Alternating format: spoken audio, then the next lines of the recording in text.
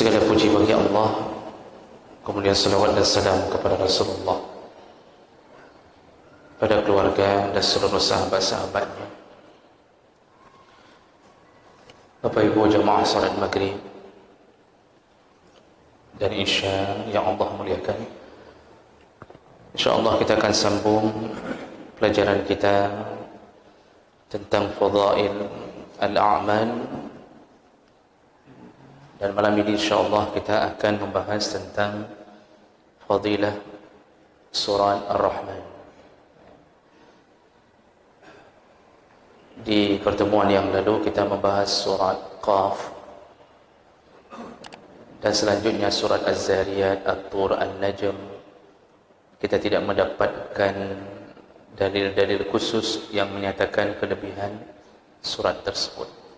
Artinya hanya dalil umum yang membacanya tetap berpahala satu huruf, berpahala 10.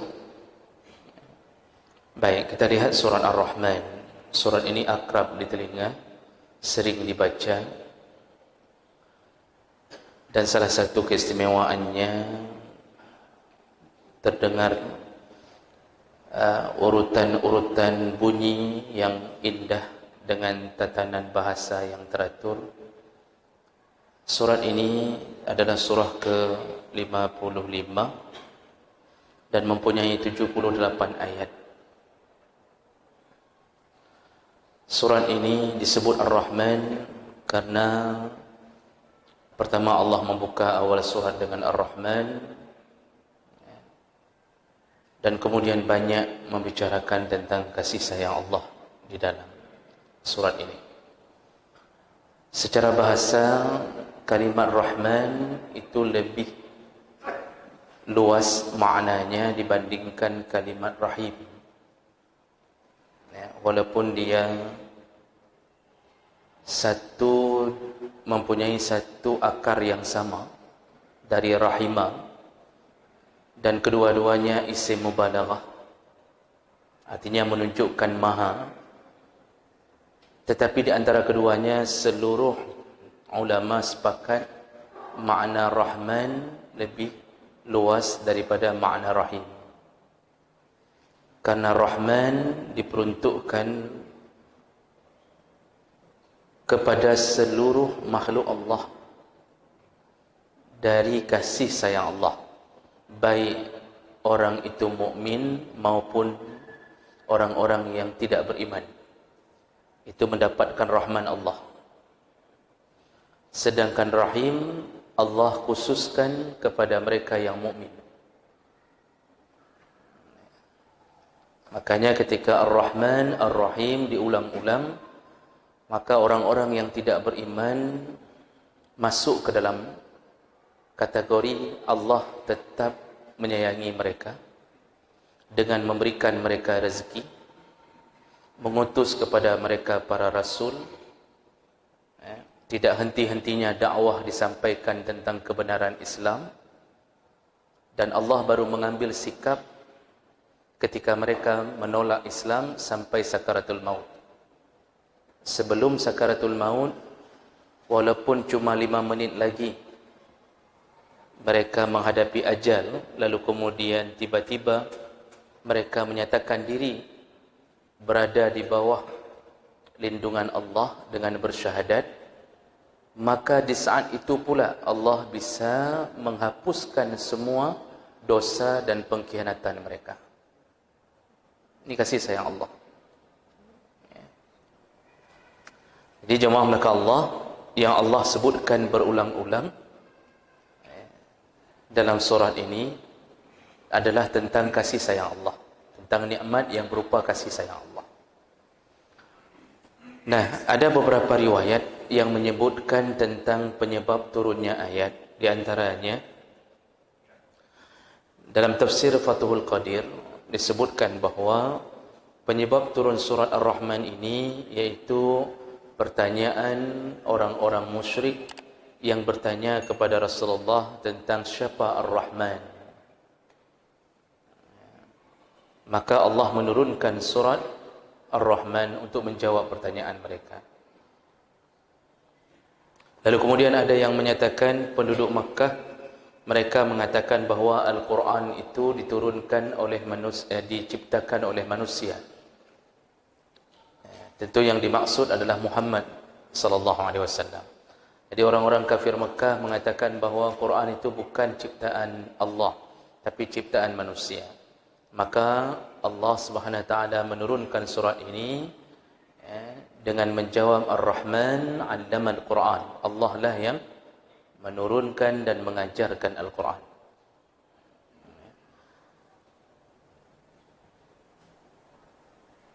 Dan keistimewaan surat ini yaitu kita mendengarkan kalimat yang berulang-ulang sebanyak 31 kali. Allah mengulang-ulang fa bi ayyi ala'i rabbikuma tukazziban. Ini yang menjadi ciri khas surat ini. Baik, itu akan masuk ke dalam fadilah. Kita lihat fadilah yang pertama dari surat ini. Berdasarkan hadis-hadis Nabi sallallahu alaihi wasallam, fadilah yang pertama adalah Rasulullah sallallahu alaihi wasallam pernah membacakan surat Ar-Rahman kepada para jin. Jadi Rasulullah membacakan Ar-Rahman kepada bangsa jin, pada para jin, dan mereka pun mengakui tentang nikmat-nikmat Allah yang telah turun kepada manusia dan jin. Dalam hadis riwayat Jabir radhiyallahu anhu qala kharaja Rasulullah sallallahu alaihi wasallam ala ashabihi faqara'a alaihim surat Ar-Rahman min awwaliha ila akhiriha fasakatu. Pertama Rasulullah keluar lalu keluar ke hadapan sahabat, lalu mengajarkan dan membacakan surat Ar-Rahman di hadapan sahabat-sahabat, mulai dari awal sampai akhir surat Ar-Rahman. Lalu para sahabat fasakatu, diam. Setelah mendengarkan surat Ar-Rahman, mereka terdiam. Makna terdiam di sini bisa jadi mereka terhanyut dengan kebesaran Allah, tapi mereka diam. Faqala, lalu Rasulullah melihat sahabat hanya diam. Rasulullah lalu berkata, laqad qara'tuha 'alal jin lailatal jin. Aku pernah membaca surat ini kepada kaum jin atau bangsa jin di malam aku bertemu dengan mereka. Nah, ini menunjukkan bahawa Rasulullah pun diutus bukan hanya kepada manusia, juga kepada seluruh alam, termasuklah makhluk Allah yang bernama jin. Makanya dalam surat jin, sebahagian jin kemudian menjadi muslim dan berketurunan. Lalu kita menyebutnya dengan jin muslim. Jin muslim tidak akan menganiaya, menyakiti sesama muslim. Karena mereka berakidah yang sama. Jadi semua jin yang hari ini menyakiti muslim itu jin kafir. Jin berkehidupan seperti manusia, beranak pinak, makan minum, dan mempunyai berbagai agama. Di antara mereka juga ada jin yang telah Islam. Jadi Rasulullah mengatakan ketika aku bacakan surat Ar-Rahman kepada jin, fakanu ahsanu mardudan minkum, dan aku memperhatikan bangsa jin lebih bagus responnya lebih bagus daripada kalian, kata Rasulullah. Maksudnya kalian hanya diam, tapi bangsa jin ketika aku bacakan surat Ar-Rahman, kuntu kullama ataitu ala qawlihi, setiap kali aku sampai pada kalimat fa bi ayyi ala'i rabbikuma tukazziban, mana di antara nikmat Allah yang bisa engkau dustakan wahai jin dan manusia, kata Allah. Setiap kali aku sampai pada kalimat itu, qalu, maka para jin berkata, la bi syai' min ni'amika rabbana nukazzib falakal hamd. Jin-jin muslim ini merespon dengan mengucapkan kalimat berulang-ulang, tidak ada satu pun ya Allah nikmat-Mu yang bisa kami dustakan kepada kami. Lalu di ujung dia mengatakan falakal ham, kepadamu lah segala puji ya Allah. Hadis ini menunjukkan bahawa Rasulullah sallallahu alaihi wasallam telah menyampaikan surat Ar-Rahman kepada jin dan melihat respon mereka, ternyata mereka mengakui dan tidak pernah mendustakan nikmat Allah. Ada yang berpendapat kenapa bangsa jin merespon lebih cepat daripada manusia? Pertama, karena mereka mempunyai kelebihan bisa melihat yang gaib yang tidak bisa dilihat oleh manusia. Ya. Jadi mereka bisa melihat kebesaran-kebesaran Allah yang tidak bisa dilihat oleh manusia. Ya, mereka bisa melihat malaikat. Ya. Bahkan nenek moyang mereka telah pernah mencapai surga, ya, tinggal bersama malaikat di surga. Dalam beberapa tafsir disebutkan sebelum Adam diciptakan, maka yang menempati surga adalah malaikat dan iblis. Dan golongan iblis itu dalam tafsir Qurtubi disebut dengan golongan Azazil.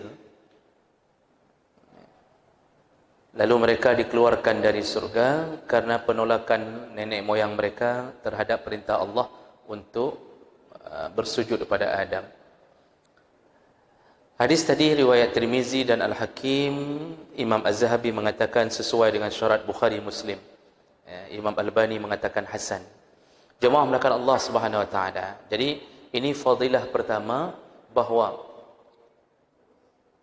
jangankan manusia, bangsa jin yang terkenal dengan kesombongannya menolak kebenaran,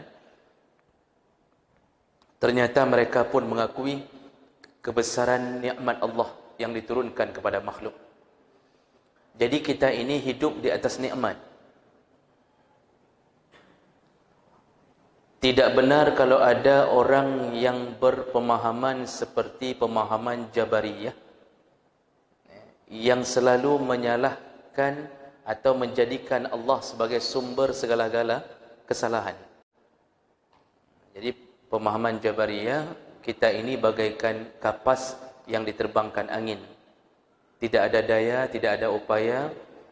Jadi kalau kita diciptakan sebagai orang yang jahat, maka itu pun karena Allah yang membuat kita jahat. Umar bin Khattab pernah menghukumi seorang pencuri 2 kali cambuk, 2 kali level cambuk, bukan 2 kali jumlah cambuk. Pertama, 2 kali hukuman maksudnya. Pertama dipotong tangannya, yang kedua dicambuk. Dipotong tangan karena mencuri, dicambuk karena waktu Umar bertanya, kenapa kamu mencuri? Jawabannya, karena Allah yang telah menjadikanku sebagai pencuri. Aku diciptakan Allah memang sebagai pencuri. Kalau bahasa kita, lung cik kali nyodro lung. Memang Allah lah yang telah membuatku jadi pencuri. Umar marah, lalu memberikan hukuman kedua, mencambuk orang-orang yang menyalahkan Allah. Padahal kita ini dasar hidupnya adalah nikmat.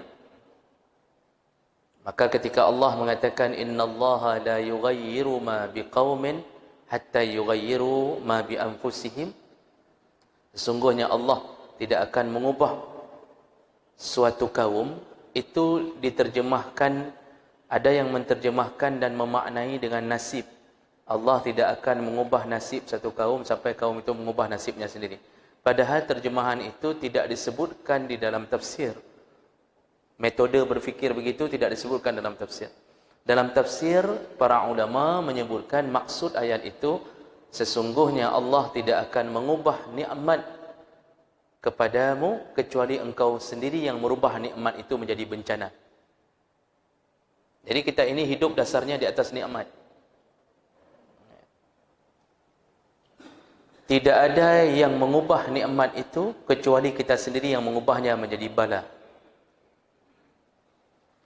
Seandainya satu penduduk kampung semuanya beriman, lau anna ahlal qura amanu, seandainya semuanya beriman, wattaqau dan bertakwa, menjalankan perintah, meninggalkan larangan.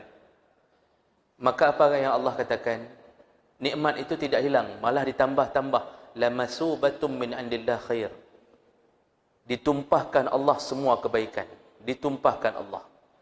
Kita waktu membahas surat As-Saba, salah satu yang diceritakan kaum Saba, itu waktu beriman bersama Ratu Balqis, Allah buat tanah mereka sesubur-suburnya tanah, dikelilingi oleh kebun-kebun, sampai disebutkan melalui hadis Nabi, ketika mereka memanen, cukup membawa keranjang, letakkan di atas kepala, lalu berjalan di kebun-kebun itu, maka keranjang itu penuh sendiri, saking ranumnya dan banyaknya buah-buahan.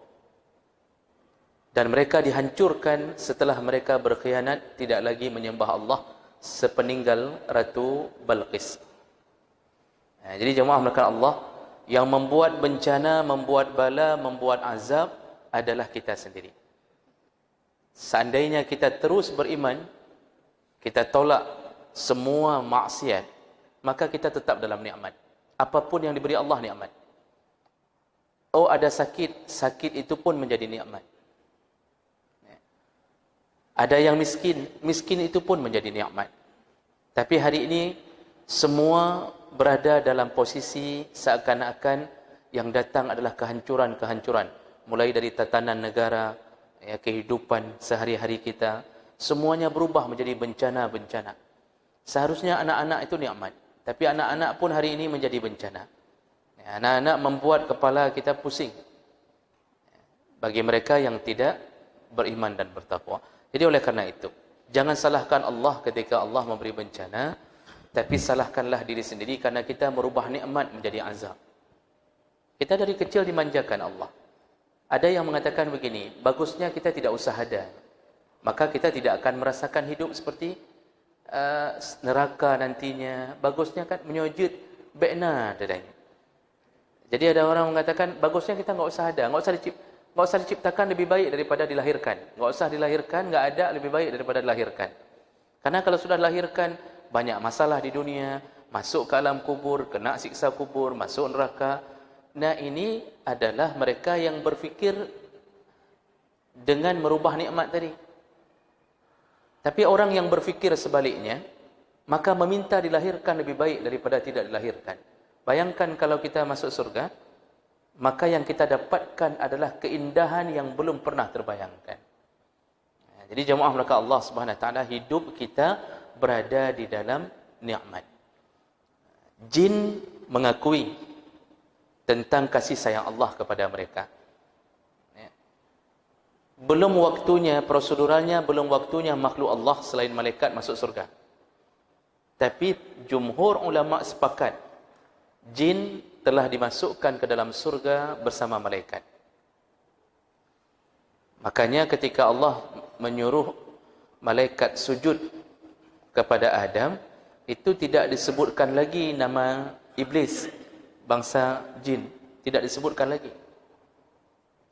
Karena dianggap keluarga besar malaikat. Karena Allah mengatakan, wa idh qulna lil malaikati isjudu li Adama fasajadu illa iblis. Kami mengatakan kepada malaikat, sujudlah kalian kepada Adam. Fasajadu, semuanya bersujud kecuali iblis. Kalimat ini aneh. Allah suruh sujud malaikat, yang enggak mau sujud iblis. Kalau kita pikir-pikir secara logika, apa hubungannya dengan iblis? Yang disuruh sujud malaikat, yang enggak mau sujud iblis. Ya wajar, kan iblis enggak disuruh sujud. Yang Allah katakan dalam Al-Quran, wahai malaikat, sujudlah kepada Adam. Kan enggak ada kalimat iblis. Tiba-tiba iblis enggak mau sujud. Wajar kan? Saya suruh sujud A, si B enggak mau sujud. Apa hubungannya dengan si B? Tapi Allah enggak mungkin salah. Kalau kita bisa salah, si B waktu kita marah ke si B, dia mengatakan, lucu, tadi saya enggak disuruh kok tiba-tiba marah ke saya. Nah, ini akhirnya dibuka tafsir ini. Ahli tafsir sepakat mengatakan tidak lagi disebut nama iblis, tiba-tiba nama iblis muncul di belakang. itu menunjukkan Allah telah menganggap iblis bahagian keluarga besar malaikat. Jadi enggak perlu menyebutkan lagi nama iblis, hanya menyebutkan nama penduduk surga. Jadi dianggap keluarga besar malaikat. Ada iblis yang Allah maksud di dalamnya. Jadi barulah keluar nama iblis belakang. Mereka enggak disebutkan nama, bukan bermakna mereka enggak disuruh sujud. Tapi yang Allah maksud penduduk surga yang diwakili oleh para malaikat. Maka jemaah melakukan Allah. Ini surat Ar-Rahman ini diakui ya, nikmat-nikmat yang disebut di dalamnya kepada oleh bangsa jin.